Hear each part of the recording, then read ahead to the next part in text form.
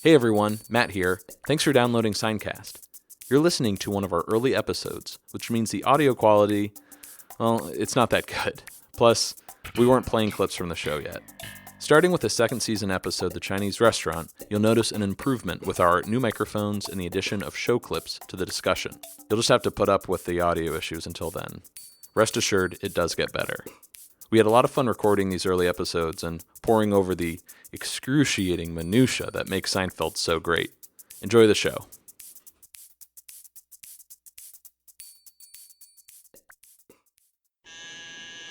Yeah, George. It's Elaine. come on up.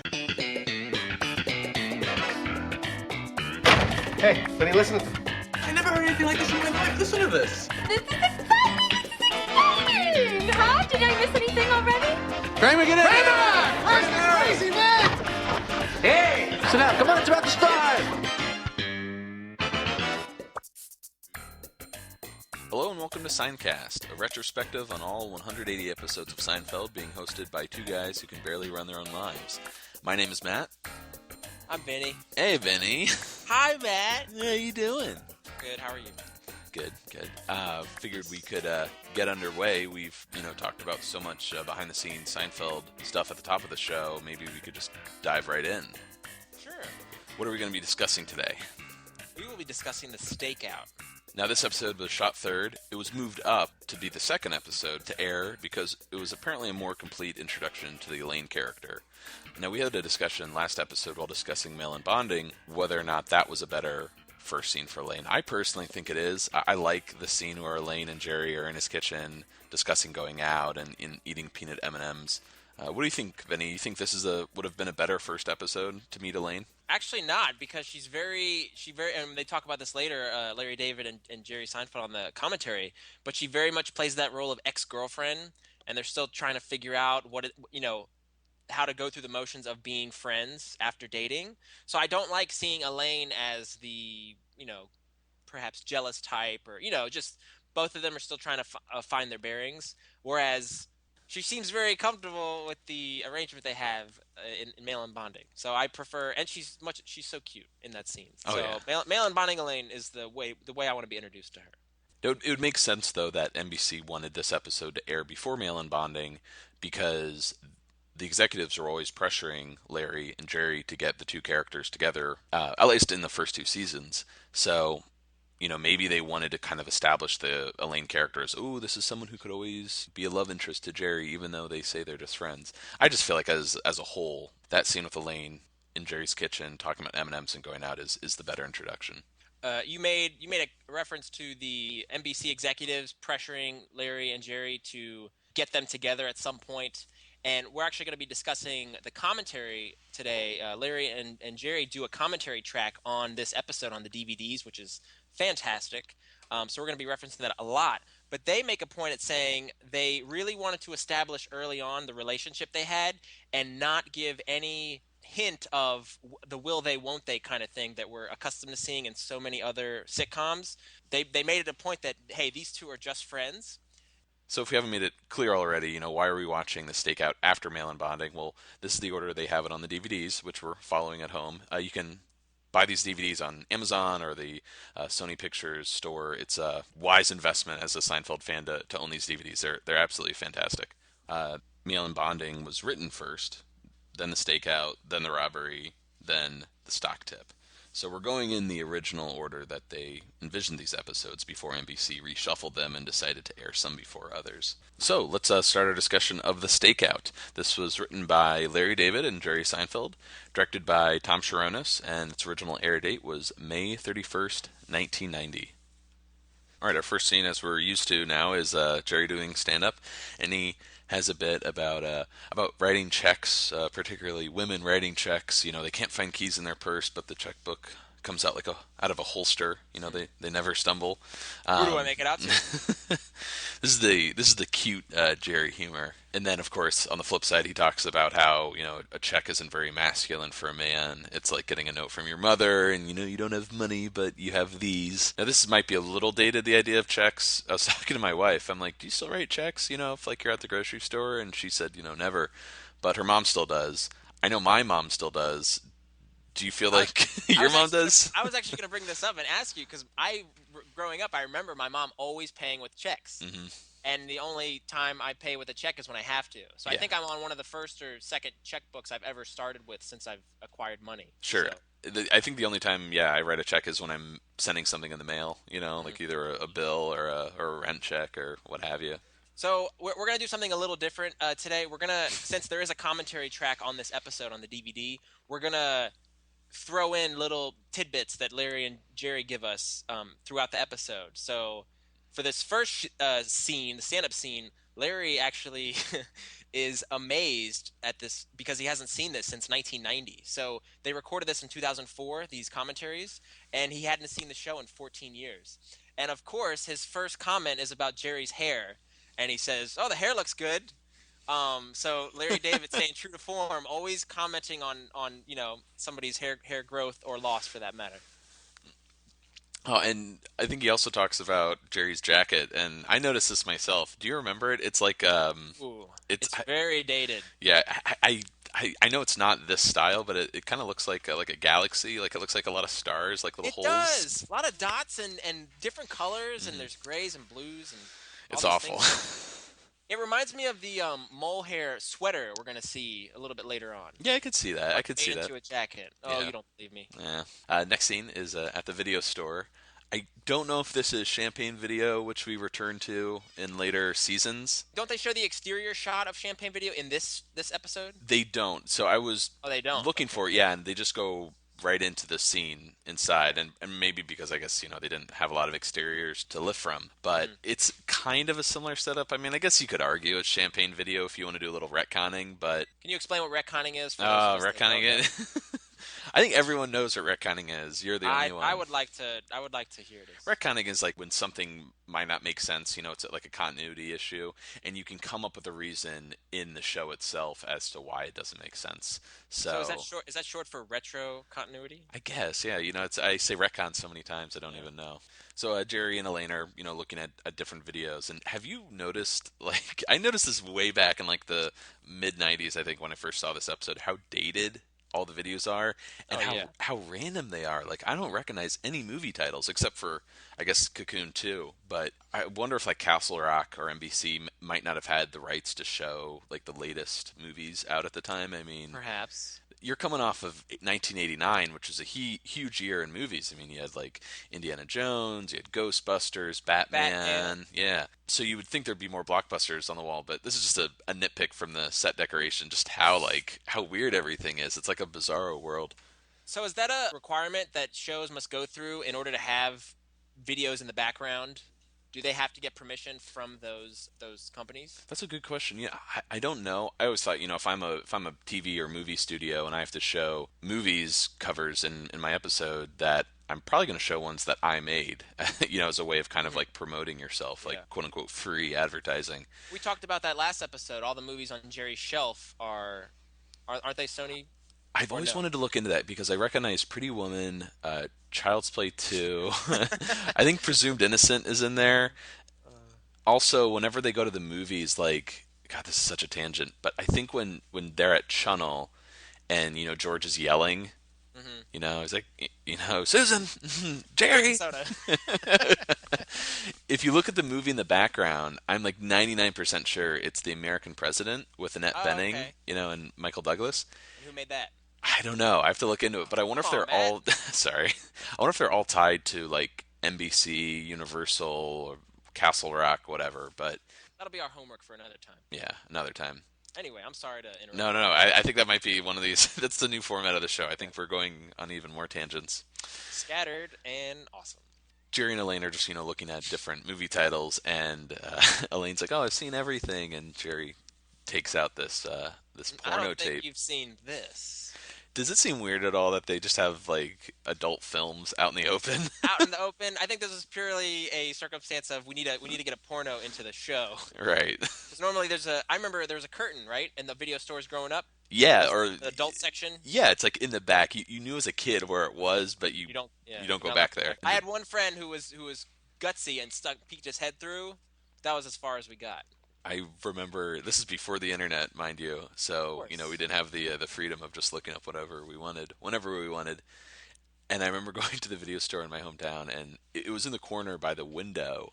Hmm. And I always tried, like, when you walk by the window or drove by the window, like, see if you could, like, see.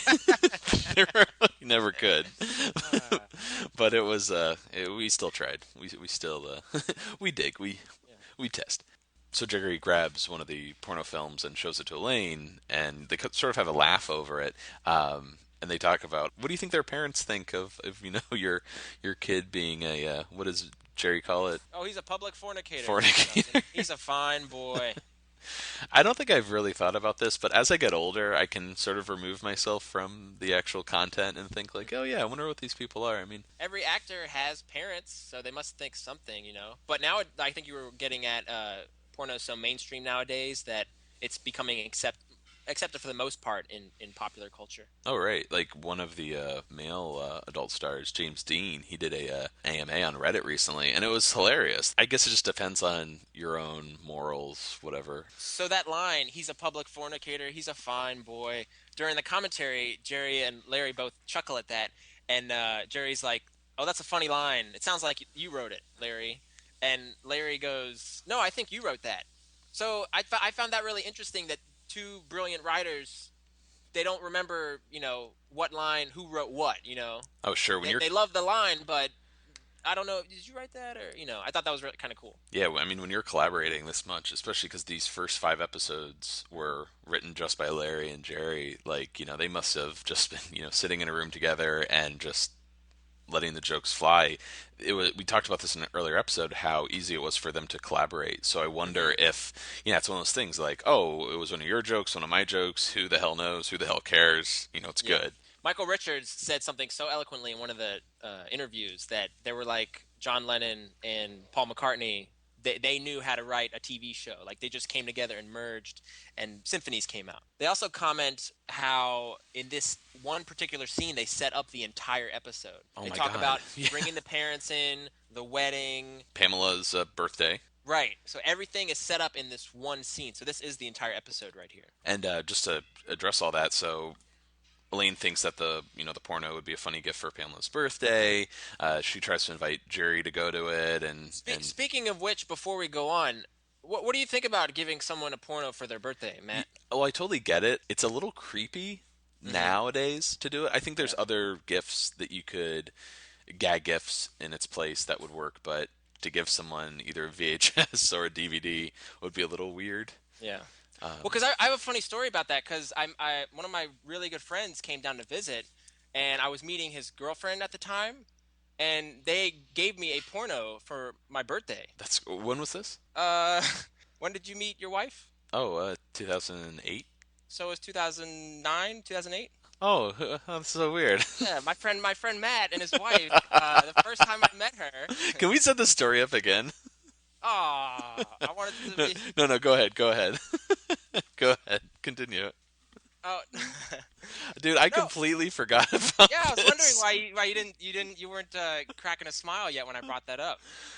Oh, God. So you met this girl and you started to date her and you told me it was becoming pretty serious and you visited me every couple months. You'd come down to visit me in DC. And This girl you meet for the first time right. gives First you a time we gift. meet, we went straight for lunch and we sat down at the table. We ordered our food and then you pull out. I think you had 3 or 4 gifts for me, and they happen to all be Seinfeld related, if I recall. But then the last one is a DVD, and I had no idea what it was.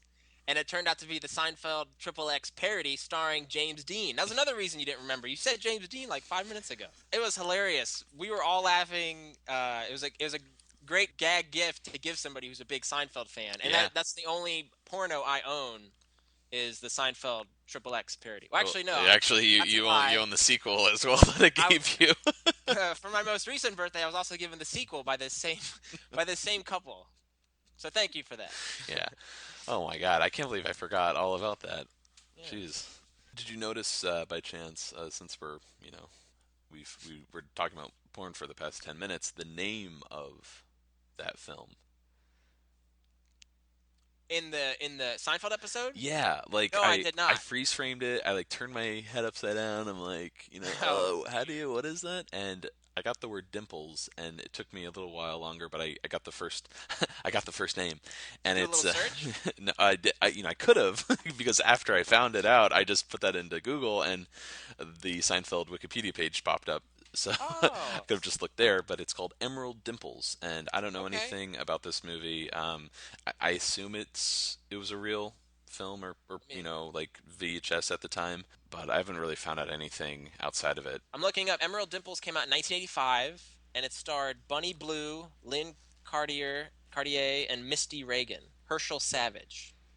I'd like a little synopsis. Let me see if I can find a synopsis. What if We're it here. mirrored this episode Might as perfectly? well. Yeah. Two porn stars stake out another porn star.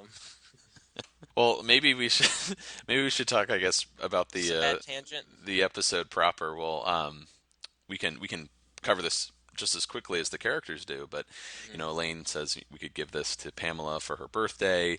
Jerry's like, "Oh, who's Pamela?" And Elaine says, "Oh, you met her while we were going out." So Jerry and Elaine used to date. Jerry says he'll go if Elaine goes to a family wedding on Saturday.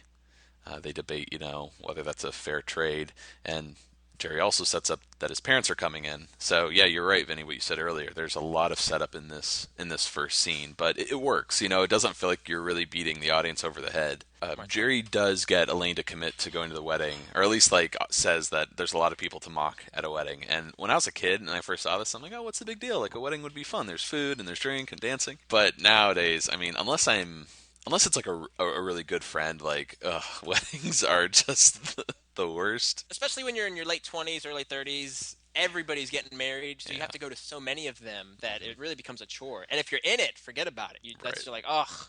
So before we get out of the scene, Vinny, you said you had a little bit of trivia about the last beat in the scene. So there's these two women who are checking out a video, and one of them, as they're walking out of frame, takes a step down.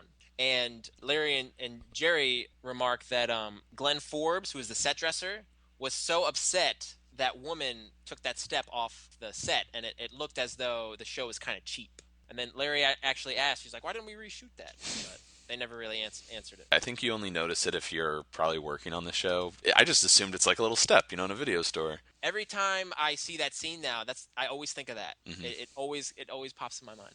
The next scene is at Pamela's birthday dinner. Jerry and Elaine arrive. Jerry is kind of freaking out a little bit because he's like, "Oh, was I supposed to bring something?" Um, he meets he meets Oh, Pamela, and well, hold on sure. before you go on. Larry pops in and says he always harkened back to his themes, not showing up with a gift, which is classic Larry. He does it in Seinfeld and he does it in Curb as well. So, Jerry Jerry meets Pamela, Elaine's friend, and he apologizes for not bringing a gift. And I love that. Like, I love that kind of awkwardness. That just feels like pure Larry David. There's no real after he apologizes for bringing a gift. There's just like this kind of awkward Pamela and Jerry just kind of shrugging their shoulders and raising Yeah. their hands, like, "Oh, what are you gonna do?" And Jerry's wearing jeans and a t-shirt. Yeah, right. He when he sits down at the table, he kind of like makes a motion with his jacket, with He his outfit. I does. love that. Like Subtle. it's so subtle. It's simple. It almost feels like improv, but it probably was written into the script. So one interesting tidbit about the actress playing Pamela is Maud. Her name is Maud Winchester. She is the wife of Lucas Reiner, which means she is the sister-in-law of Rob Reiner. And what was Rob Reiner's relationship to Seinfeld? I think he was like an exec or a big guy at Castle At Rock. Castle Rock. Hmm. Yeah. So Maud Winchester is related to somebody that works on the show, but something else I found to be very interesting was she's also credited as playing another part in Seinfeld. She's credited as playing hippie number two in the Keys episode, which is in season three. Now, did you look that up or did you?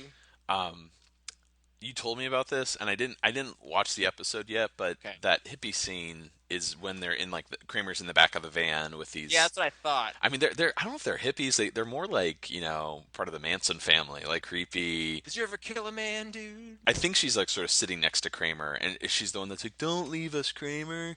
Oh, we need you. Hmm. Yeah. Yeah, I think that's her.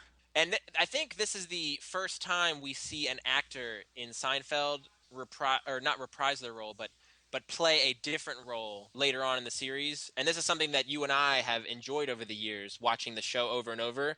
Well, we were able to actually notice several actors come back to do different roles, and we'll let you guys know when we see them as we come along. Now, the premise behind this episode and the scene in particular is based on an incident that happened to Larry David when he was out with Monica Yates, who I think we mentioned in the past was the inspiration for Elaine. He met a woman that he had his eye on, but he couldn't really go into flirt gear because, he has his ex-girlfriend with him, and it's kind of like a weird dynamic. Oh, another side tangent. I totally forgot this, that Monica Yates is the daughter of Richard Yates, the author, and that's... Who is the basis of Alton Bennis, Yes. Elaine's father in the show. I love that. And we'll get into this later, but Larry did in fact find out the building that this woman worked in, and he actually did the stakeout move in the lobby. So this entire, this scene and this entire episode is really based on, something from Larry's life, which I love. So as I guess art imitates life, Jerry sits down at the table and he meets some of the other guests at Pamela's birthday. One of them is Vanessa, and this VO kicks in of Jerry being like, "Oh, what do we have here?" What do you think about the VO? This is one of the few times it gets used in the show. Yes, it works for the scene. You have to know that he's interested in this woman. So I mean, they couldn't do without it. There's something really I don't know if it's Jerry's delivery. I find the VO like absolutely hilarious. I just love where he's like, "She's unbelievable." Oh, and then when he looks at Elaine, he's like, "Oh, I'm stuck. I can't turn to talk." And then and the best line is, "Thank you, Pamela." It's great. I wish they brought the VO into the show more. I really do. I think it's really funny. It comes back a little bit at times, right? I know Elaine does one. Yeah, when she's on the subway. Oh, she also does it when there's the cable repair guy in her house. Oh, George does one when he sees two lesbians at the video store. Not only that, but he also does it with his girlfriend that looks like Jerry. Yeah, that's right. Jerry and this girl Vanessa, they have a kind of flirtatious thing going on where they're going back and forth. As you mentioned, Elaine interrupts Jerry at one point to tell him about this dream she had of him with these wooden teeth, which I also think is hilarious. And Jerry's pretty irritated. Long story short, though, Jerry finds out where Vanessa works at it's a law firm, I think. Can you quote it off the top of your head, Vinny? Sagman, Bennett, Robbins, Oppenheim, and Taft.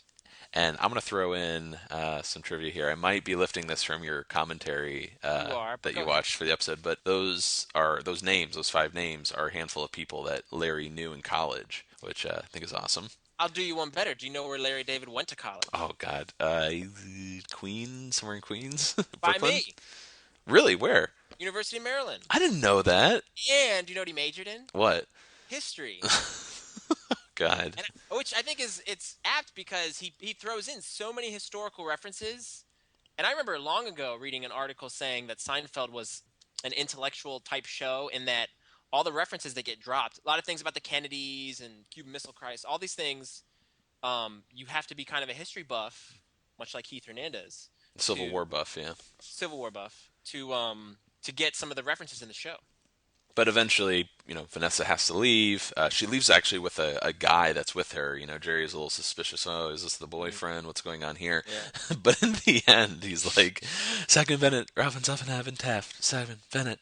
And he just turns back and looks at Elaine with a blank stare on her face. And we've kind of got into the whole issue of this episode, which is, Jerry flirting or talking to other women in front of an ex-girlfriend like Elaine. And in the next scene, they're in a cab where Jerry and Elaine kind of, they kind of fight. They kind of bicker about, It's weird. Like they're bickering about him not listening to her about the dream she wanted to tell him about. It's really though about, him flirting with another woman though. Not much to talk about in this scene other than I love Julia's reaction where she's like, you had wooden teeth. You had wooden teeth. I didn't have wooden teeth.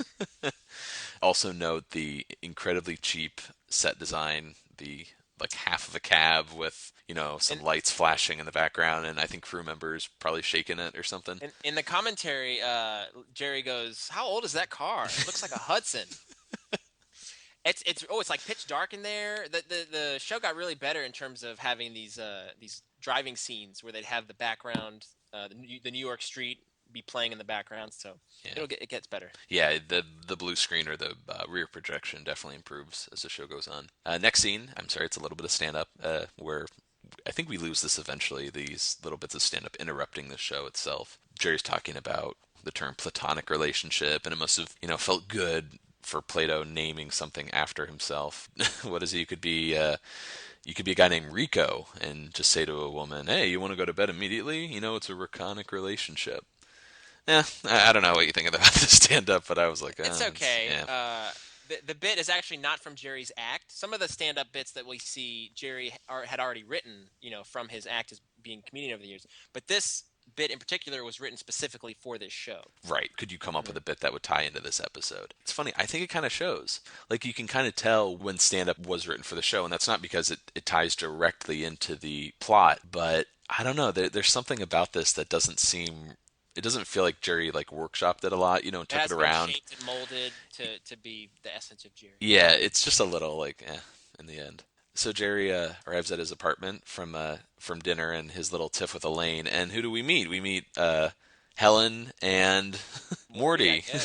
Morty, played by Phil Bruns, who we love throughout this entire series. He's so good as Morty. No, this is the only time we see the actor Phil Bruns playing Morty Seinfeld. After this episode aired, Jerry and Larry, I guess, wanted a harsher parent, which is interesting because I don't really see Barney Martin, who goes on to play Morty throughout the rest of the show, a harsher parent necessarily. But what do they mean by harsher? I think so. What I feel is that Phil Bruns is he's a little laid back as Morty. He helps his son out, and he kind of challenges him, like, oh, you should just go to the lobby, pretend you run into her. But he's not maybe overly critical. There's something about Helen and Morty in later episodes. They can team up against Jerry, whether it's Schindler's List or Barney Martin's portrayal is very iconic, and his energy, he's got a great energy in the same way that Jerry Stiller and Estelle Harris have as George's parents. But this is one of the few cases where we can see two actors playing the same role.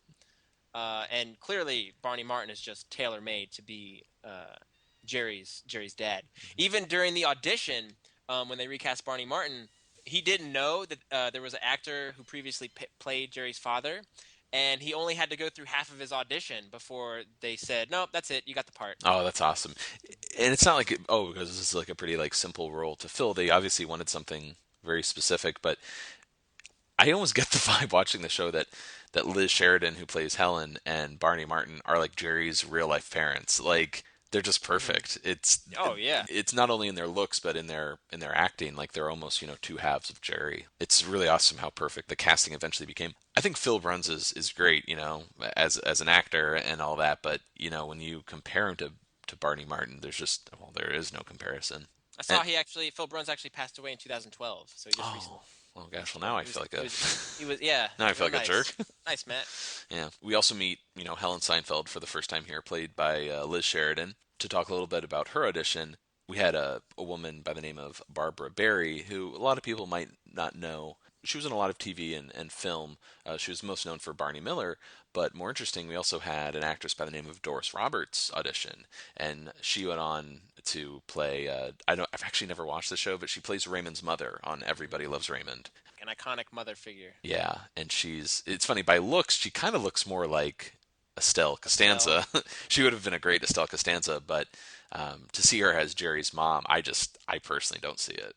I could see it. I think she's also in Grandma's Boy, where she plays a grandmother, but she's very sweet in that as well. But she reminds me a lot of my mom, actually. So I could see her playing either role. She would have been a good cast choice as well. Also, one little bit of trivia. We mentioned, Morty. It's no better name than Morty Seinfeld, but he was originally Leon in the first draft of the script, which makes me it makes me think of Uncle Leo from Curb Your Enthusiasm, but not Uncle Leo, Leon. Oh, wait. You're mixing worlds, man. Uncle Leo from Seinfeld, but Leon. Is he ever referred to as Uncle though in Curb? No. Oh my God. Okay, yeah. Something happened there. Some crossed wires. Well, are we still talking about the scene with Phil Bruns? We wrapped that up yet? We're only an Oh hour no, in. we have a lot more to talk about with Phil Bruns. Welcome to the Phil Bruns podcast, where we discuss everything about Phil Bruns. Phil Bruns. Yeah, well, I want to talk about how, like, in the commentary, Larry and Jerry can't figure out why they have the parents in the show to begin with. Like, what is the purpose for having the parents in there? Because is it to get them to the wedding or to have the father give Jerry the idea of the stakeout? They really don't have a concrete reason for putting the parents in the show. That's actually a really good point. I mean, you have to have a scene, I guess, of Jerry talking to someone about the dinner with Elaine. Why couldn't it have been Kramer? Like, maybe he's too... Yeah. He probably would have come up with the idea of the lobby. I could see him doing it, or George even, but... By the end of the episode, they're still trying to figure it out, and they end up just settling on, well, we just wanted to meet some extra members of your family. Jerry's apartment isn't the complete apartment we know it as. There's still... I don't think you see the hallway to the bedroom. I think it's just the bathroom. No. But I guess Jerry, sleeps on the fold-out sofa. Which is more realistic of a New York apartment versus some other sitcoms we'll see that have huge, sprawling apartments in New York. You were also talking about the apartment and how it's not quite, up to what we've come to know it as. If you look at the close-up shots of Jerry's parents when they're talking back and forth, the backdrop doesn't match to what the apartment looks like, and you'll see they put in an extra wall to get that shot. So that the shots would line up. So you'll see where the kitchen would be, there's an extra paneling there that doesn't quite go. It's rare that you see a camera facing that direction. We should definitely talk about Jerry's parents talking about Elaine and why they broke up. Yeah, this was really Right? interesting. That's huge. Yeah, this is like the origin for why Jerry and Elaine didn't work as a couple. Jerry explains that he can't ask Elaine about, Vanessa, the girl he met at the party, because it's, complicated. There's still some tension from their relationship. And they get kind of like on the issue of, maybe are they still in love? Doesn't Helen ask why they stopped dating? Yeah. So Jerry says that they fought a lot. So there's one. said- And I could see if there was a weight problem. what does that mean? Like Jerry's weight or her weight? No, if Elaine was overweight. Oh, that's terrible. Yeah, Helen's a little shallow. But Jerry says that, they fought a lot, and which, we see in this episode. So you can see that, there's, for whatever reasons, there's some tensions. And there was a problem with the physical chemistry, Yes. which I thought was really interesting. Yeah, we could delve into that. Well, mainly, and I was going to save this for connections, and maybe we'll just drop it for this episode, since we're probably going to run long. That's the Yeah. theme. In season 5, the mango. I was gonna say this. Yes, I go thought for about it. Go. this too. No, Take you it. Go. No, you I go. just like that we had the same thought. I am not saying anything. Wait, let's say it at the same time. No. Well, we find out in the mango, Elaine never had an orgasm while she was with Jerry, which is huge. Like that totally like shakes, Jerry's confidence level, all that. So it makes me wonder, and you probably feel the same way, Vinny, like was Elaine maybe like sexually frustrated with Jerry as a partner, even though they had sex, like they say 37 times. They even get back together in season 2, and they're obviously, having sex.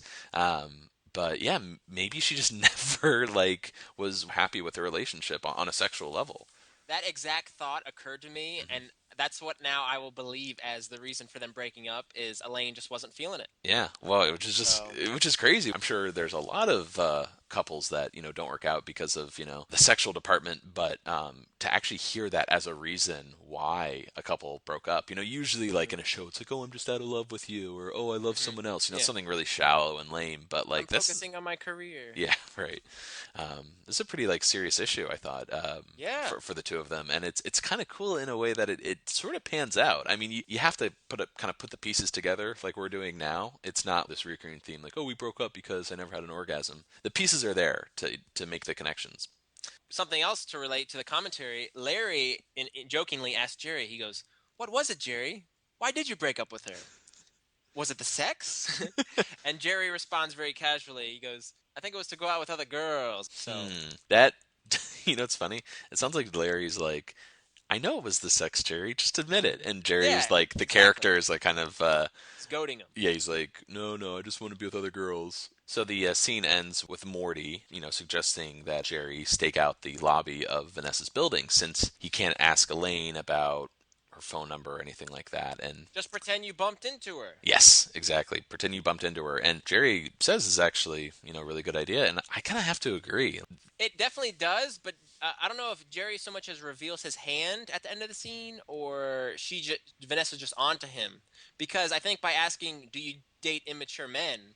and she says almost exclusively, I think that's him showing his cards that, okay, you got me. I was staking out your work because I knew where you worked. Yeah, I don't know if I completely agree with that Vanessa knows, but she's smart enough to probably put the pieces together. Hmm. I don't think it's as clear and cut that she gets it, but yeah, totally, man. I think if she did know, she wouldn't be completely turned off. She might be a little flattered.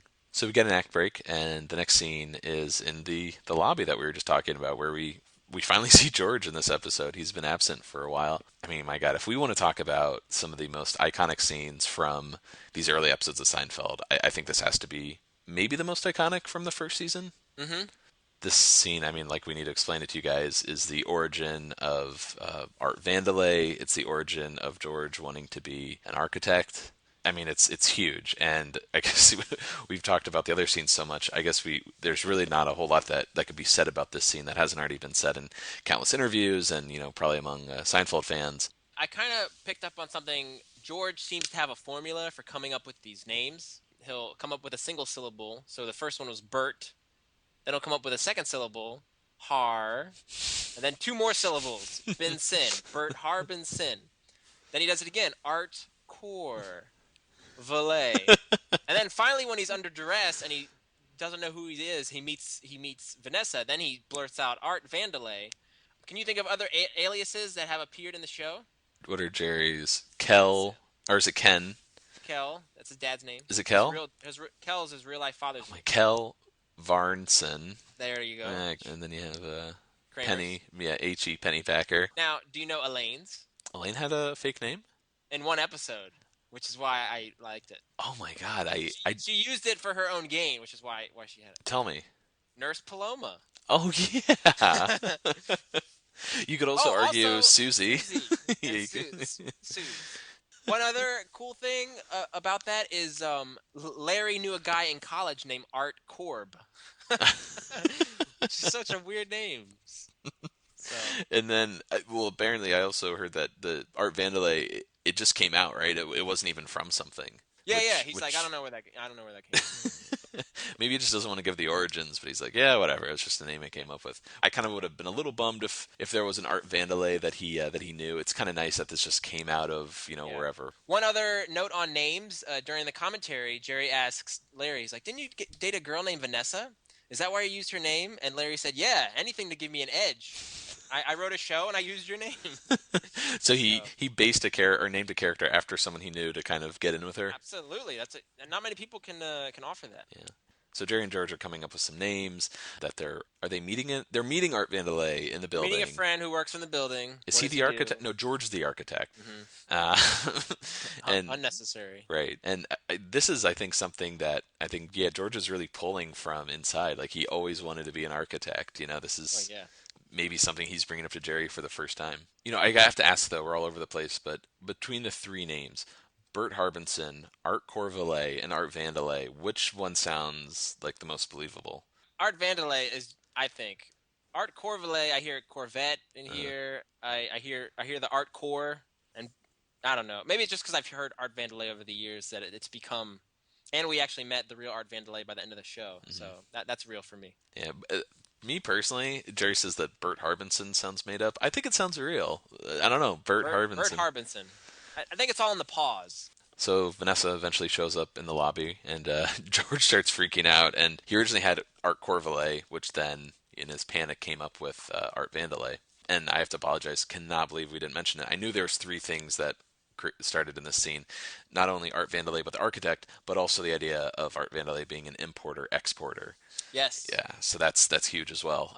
They run into Vanessa. Jerry reintroduces himself, and brings George into the fold. One of my favorite. This feels like pure Larry. So George introduces himself as an architect, and she's like, "Oh, what do you design?" And he says, "Railroads." And she's like, her face. She's like, "I thought engineers did that." And George goes, "They can." Confidence. Oh, I love that. It's just so. It's so stupid, and like, he's obviously caught. I mean, I don't know if Vanessa even believes him, but I just love that. I love that confidence he has. Mm-hmm. Jerry and Vanessa, eventually talk about Pamela's birthday dinner, and Jerry's like, "Oh, that woman was a friend, and the guy with Vanessa was her cousin," and they basically ask each other out, right? What's the line? Do you date immature men? Almost exclusively. Larry said it's funny how you could write a line for television and it really works, but he could never say that in a zillion years in his real life. Oh, do you date immature men?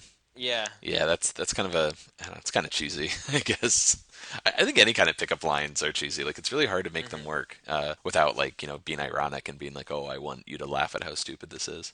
So Jerry and Vanessa start dating. I guess we don't really see any more of this episode, but we will see her in a later episode. I think Larry spoke about this at one point, how much he enjoys continuity in the show. Most shows wouldn't carry over from episode to episode, and that's part of the reason why Vanessa comes back is because hey, we set up this relationship here. There's a girl in the 5th episode. Why don't we make it Vanessa? So For the stock tip, she's going to come back. But this is her first episode she's in right now. yeah, but she's one of the few girlfriends that carry over more than one episode. I guess this happens with Rachel, Susan, obviously, Susan, Putty. but they were such like. I mean, these aren't. I wouldn't say Jake. Vanessa or Rachel or Jake Jarmel, right? Jarmel. I wouldn't really say that they're like supporting characters so much as David and Susan are, but it's kind of cool to have this little like in-universe continuity. Oh, yeah. So in the next scene, the apartment scene, it's the Scrabble scene between Jerry and Helen. We can just address right now. The big thing is that Jerry finds out that Elaine found out about him asking out Vanessa, and he's a little nervous, about seeing her the next day for the wedding that she agreed to go to. So something I read about in Notes About Nothing was at the table read for this episode, there was a line establishing that Jerry is really afraid of Elaine because she's a quote unquote a thrower. That's why when the father asks, "What are you afraid of her?" Yeah. Yes, I am. Yes, I am. Oh. Now I don't know if this line originated at the beginning of the episode or the end of the episode, but Elaine at one point claims that she only threw something once, and Jerry says it was an axe. So a cute little line, but I feel like the whole thrower term got like it turned into Elaine pushing people, saying "get out." All right. Not saying she does that when she's upset. Well, she does actually. With Kramer, she calls him a doofus, but pushes him. But she is physical. We established in later episodes. She also kicked a guy in the groin once. Yeah, she kicked a guy in the groin. Yeah, she's one done? tough cookie. And we do get that little cute moment where Kramer, shows up for his. I think it's his only scene this entire episode. Yeah. He debates with Jerry whether or not "quone" is a word on the Scrabble board. He's helping Helen play, and they need a medical dictionary. I feel like you're getting like Kramer is getting weirder and weirder as the show goes on. He's not quite there yet, but this is just another example of something being completely off with him. Quone, I feel like, has stuck, though, in terms of people hear that word and they're like, oh, that's from Seinfeld, Yeah. I'd argue out of the first season, this episode has some of the most classic scenes, like from Quone to Art Vandelay. When I Googled Quone just to see what popped up, and the first hit was Urban Dictionary, and it says, if a patient gets difficult, you quone them. Next scene is, I guess, still at Jerry's apartment, but it's the next day. And Jerry's talking to family members before they go to the wedding, and I guess there's this sort of tension in the air because Jerry's just waiting for Elaine to show up, and they're going to have this awkward talk about their relationship, and whether or not they can talk to members of the opposite sex in front of the other. Yeah, during the commentary, Larry said he noticed how tentative Jerry was about seeing other women and having to discuss that with Elaine. So he's like, yeah, you guys must have just broken up. So this is very soon after their breakup. Yeah, that's I never really thought about that because I didn't think that they broke up recently. Just that, I don't know, maybe like a couple of months before this. But it's still a little tender. Still got to walk on eggshells. Right. Can you help explain something to me? Sure. I don't know why I don't get this. Artie Levine, Jerry's cousin? Do you know this? Yeah. Do you understand this joke? I do not at all. I know what you're going to say. Yeah, I was going to ask you the same question. Yeah, I don't get it. Maybe a Google search would help me figure it out. But you know what? Well, actually, can we explain what we're talking about? Yeah. Let's set it up first. All over the place right now. So I know, most people listening know exactly what we're talking about. But to give some context, Jerry's cousin introduces himself to Elaine. Jerry's like, "Oh, this is my cousin Artie Levine," and Artie says Levine. And then after he leaves, Jerry says Levine. Yeah, and I'm Jerry Cougar Mellencamp. I think we're on the same page here, Vinny. It kind of sounds like Artie wants people to pronounce his name in a different way so it ties into maybe someone who's famous in like the music or art scene. Is that what you took away from it? Well, what I thought was, I think his name is John Mellencamp, but then he wanted to be known as John Cougar Mellencamp. Hmm. So he makes it a point of, you got to have the cougar in there. Hmm. But that doesn't really make sense. I feel like Jerry, by saying I'm Jerry Cougar Mellencamp, is to say, oh, look how absurd it would be if I were to say that's my name, because it's so obvious this guy's name is Levine, not Levine. Like, it's such a reach for him to twist his name just a little bit so it sounds like someone famous. Well, that happens later in the Muffin Tops when Rebecca De Mornay, De Mornay. right? Yeah. De She- Mornay? she- but I'm reading here, he wanted to be known under the stage name John Cougar because the bumpy German name Mellencamp was going to be too hard to market, is what I'm reading. So he initially performed as John Cougar, and then he became John Cougar Mellencamp. So I'm not quite sure why. Like, really what this joke is. So we'll put it to the listeners. If anyone can help out two schmucks figure out what Artie, Levine, what that joke means, and why Jerry says Jerry Cougar Mellencamp, we'd really appreciate it. Just shoot us an email or post it on our Facebook page. So I remember later on, they didn't want to have too many topical references in the show. Do you remember that? Yeah. Like when it comes later in the busboy, when Kramer says it's hammer time. Larry Charles said that Larry David didn't like having a lot of topical references in the show, but he was happy he got that line in there. So this feels like another topical reference because you're referencing John Cougar Mellencamp, who was popular at the time, I guess. Yeah. It's just to go on that tangent, I'm so glad the show doesn't have too many topical jokes. I mean, there's some just absolute timeless ones, like the O.J. Simpson car chase with Kramer. Yeah. I mean, like, Legendary. so good, and the whole JFK routine with Kramer and Newman. I mean, that stuff's pretty topical, but that Those stuff, are historical, though. yeah, like that's still. I think people would still get the JFK reference. I think people would still. I mean, the OJ one might be a bit of a reach. I mean, it's been like at this point, while we're recording, like at least 20 years or almost 20 years since. I feel like nowadays it's kind of hard to avoid topical humor too much. When I watch most sitcoms, I feel like every other episode is referencing some two-bit celebrity or social media or something just super topical. Yeah, Facebook has popped up a lot in TV shows now, but you wonder if Facebook somehow falls by the wayside. You're going to have all these shows referencing, social media, and it'll be It really locks several years you. later. Yeah, it really locks you in time. And I mean, you could argue that about Seinfeld. It's still around in syndication. I mean, it's obviously a credit to the writing and the people behind it, but it never felt too 90s, where it's like, oh, this is so unrelatable. It deals with subject matter that's always going to be up for debate and always going to be worth discussing, is how do you relate to people, relationships, dating, all these things that from generation to generation still are important. And will continue to be so, as opposed to Hammer Time or Facebook. Those Hammer Time. may not. Well, to wrap up this episode, Jerry, no, we're not done yet. Jerry and Elaine are talking about if they're going to stay friends, they're going to have to talk about other people. And you think this is going to be one of those really awkward, like dramatic moments in the sitcom, but Elaine's open with it. She's okay with it. And it basically comes out that she met someone. What is he? An artisan, a craftsman? A laborer. Wall Street. High finance. Bulls, bears, people from Connecticut.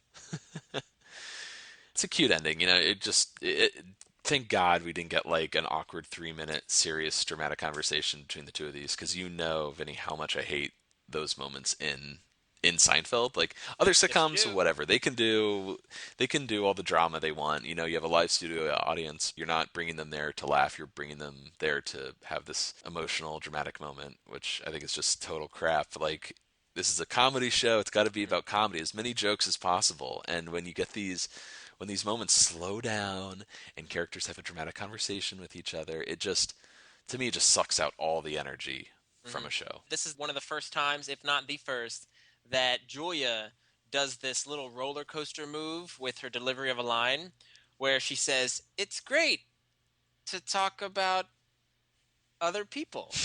Where it takes her so long to get a sentence out, but it really is like a roller coaster. And that's something only she could do in delivering that line. That's not on the page. That is a trait of the actor. Brilliant. So Jerry and Elaine are on good terms now, and our last scene is a little bit of stand up. Jerry talking about being friends after a relationship, each other's tricks, and it's like what two magicians trying to one up each other, holding up the rabbits. I believe that's your card. So yeah, So it's cute. It's a nice. If this stand up was written for the actual episode, I like this one a little bit more than Rico.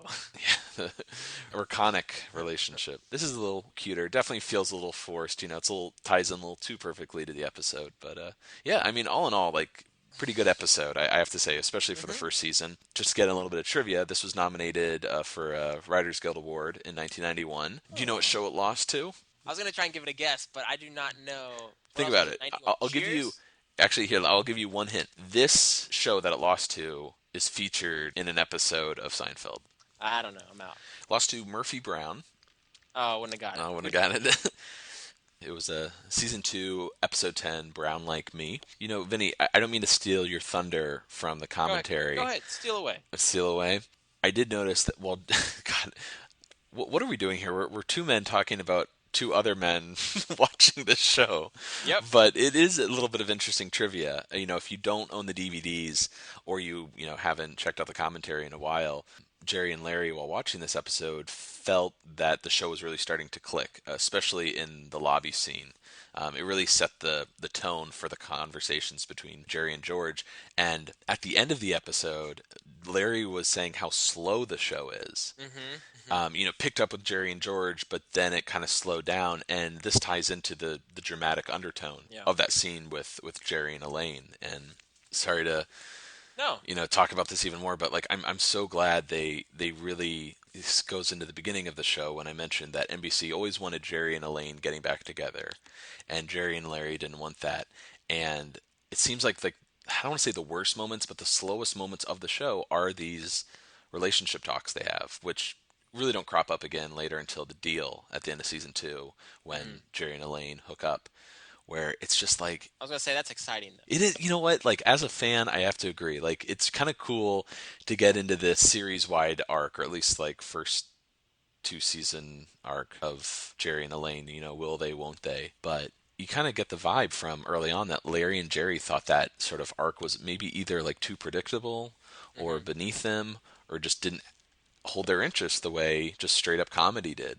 Because once you get past that season 2 episode of The Deal, you might have a few jokes here and there about, or a few conversations about Jerry and Elaine's past relationship when it relates to the orgasm, or, once Jerry starts feeling again and he wants Elaine to marry him. The show never comes to a screeching halt like it does in this episode or in The Deal, where you just have these like, I don't, does it make you feel uncomfortable whenever like there's not a joke for like a minute or even 30 seconds? It's weird. Because I'm used to it now, and these are the early episodes. This is them establishing all the characters, so it's kind of just, when you watch a show and it's never quite exactly, not everybody's running on all 4 cylinders, so it's kind of them kind of feeling it out of how the show's supposed to be.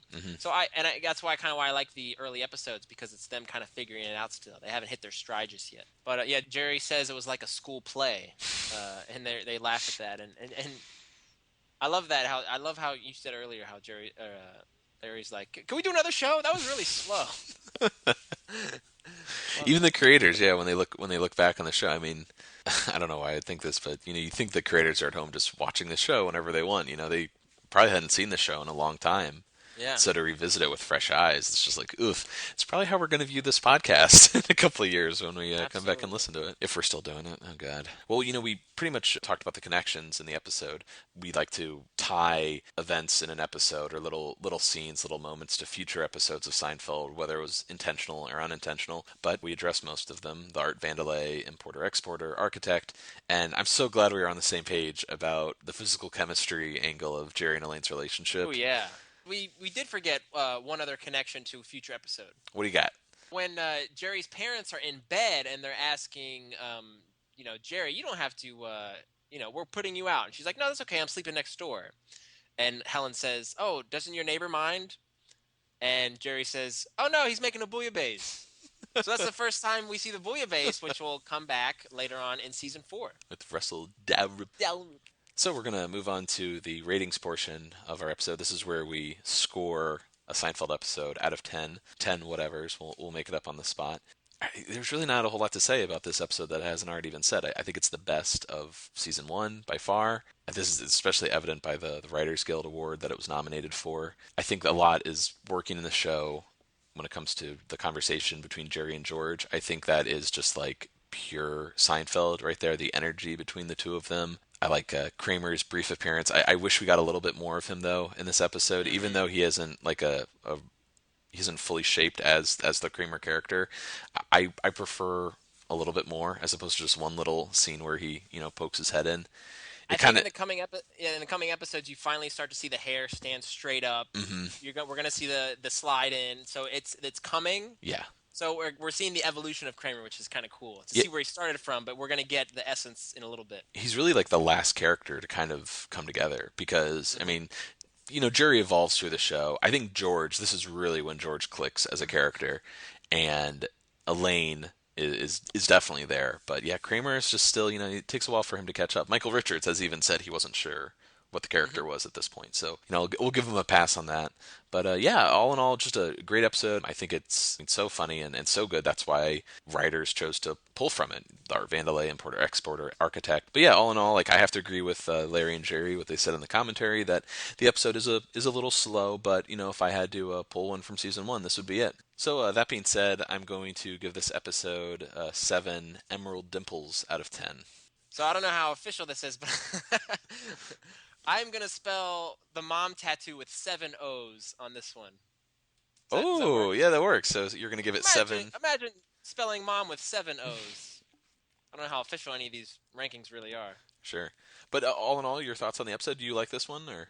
I liked it. It was good. I don't mind the slow parts. I do sense that it's a slow scene and the whole like there's just the entire scene of them sitting in an apartment playing Scrabble. There's another one of this sitting talking. But I like that. It feels like real life because our lives aren't that interesting that are always bam bam bam bam bam things happening like the later episodes. I remember them saying when they actors were talking about the script, every scene would only be a few pages, and then it's a new scene. But here, these scenes I assume would drag on for pages and pages because it's just a lot of dialogue and a lot of setting up. But I don't mind it because that's again how real life is. Yeah. Yeah, I mean I'm looking at the scene count, and if you take out stand up, there's only 7 scenes in this entire episode. Like that's And not that much. hence why it's like a school play. One other thing to add to that, they get rid of the stand up material that kind of like interrupts the episode. Usually they just have it at the end. I'm sorry, at Yeah, the beginning. the bookends. The bookends, yeah. Now, I mean, there was a point where you don't even have it in the episode at all, except at the top. And Larry said that's because they ran out of time. Like they needed more time for story. So yeah, you can, and we'll get into this, as the seasons go on. But these episodes, yeah, are a little bit slower. You take a little bit more time, maybe either planning out the. It's evident of any show. You got to develop the characters. We still don't know what the characters like at this point. So we're seeing what they're like. And like you said, the scenes do come off a little more realistic, like the conversations, the banter between characters feels like banter you'd have in real life. Whereas the later episodes in the later seasons, the lines are so quick, and maybe that's why later episodes are so quotable. Because I mean, there's so much weight and thought put into every single line, whereas in these earlier episodes, the conversation is much more organic and realistic. All right, so what do you say, Vinny? That's gonna do it for us today. I guess that just about does it. All right, well, if you'd like to get in touch with us, you can email us, seincast@gmail.com. Also, please like us on Facebook or follow us on Twitter @Seincast. Please check us out on iTunes and give us a review. We'd really appreciate it. And we just love to hear any feedback, good or bad, what you think of the show, so we can throw in your suggestions. And next week we're going to be discussing the 4th episode of the first season, The Robbery. But for now, I'm Matt. I'm Vinny. Signing off.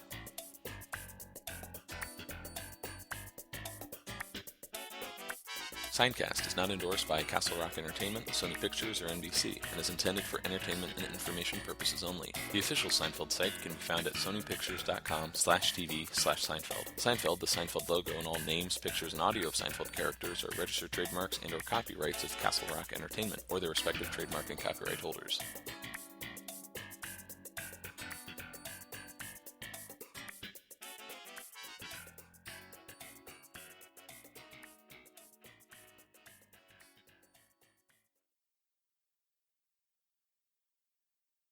you doing here?